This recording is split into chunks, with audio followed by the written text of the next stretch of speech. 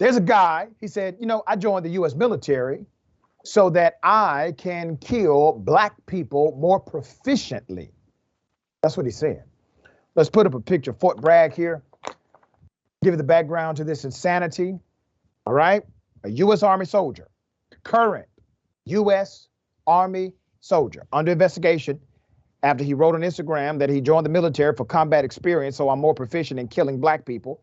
At Fort Bragg, Killian Ryan had numerous IG accounts that were in contact with others associated with racially motivated extremism.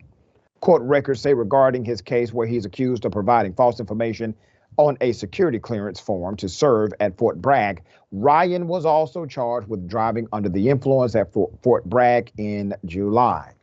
Ryan used an email that contained the name Nazis 1488.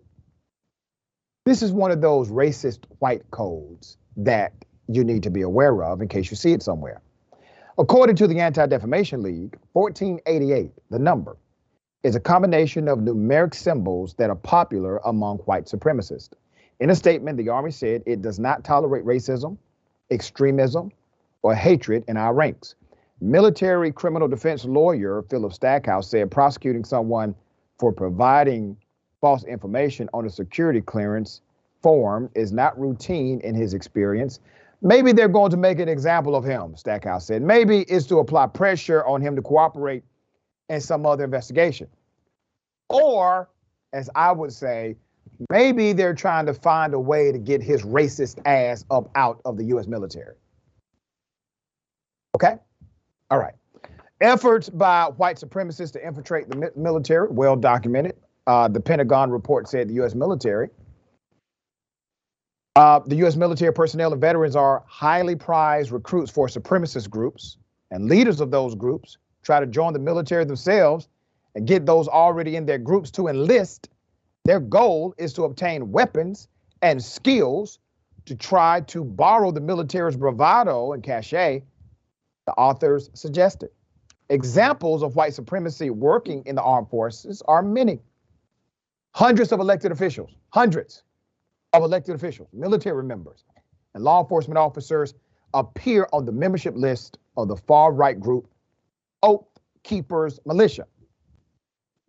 The ADL identified 373 people named on the Oath Keepers membership list who are currently serving in law enforcement agencies across the U.S., including at least 10 police chiefs and 11 elected sheriffs.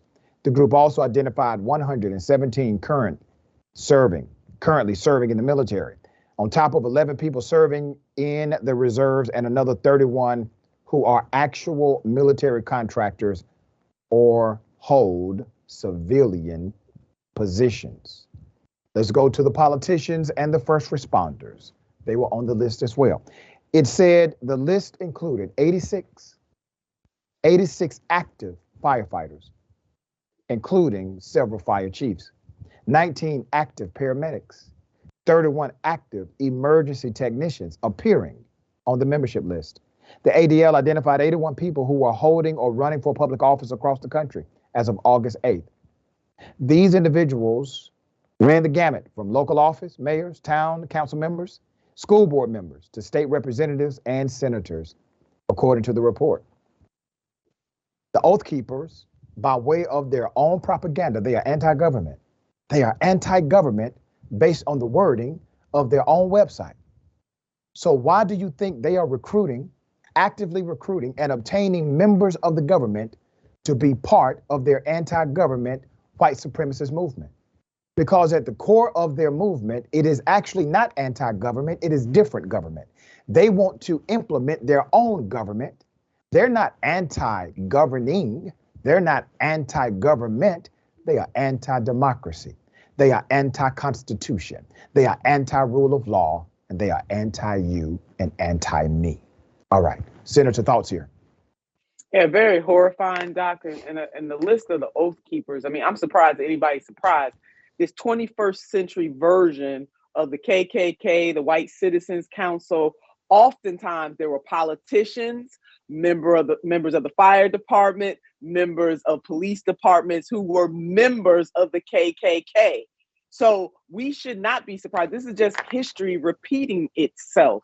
Yeah. We must be concerned and we must absolutely do something about this. But this is nothing new in the United States of America. It's the same old stuff, just the 21st century version. That's right. And once again, transparency, light, this provides a great disinfectant for corruption. And that's exactly what you're saying here.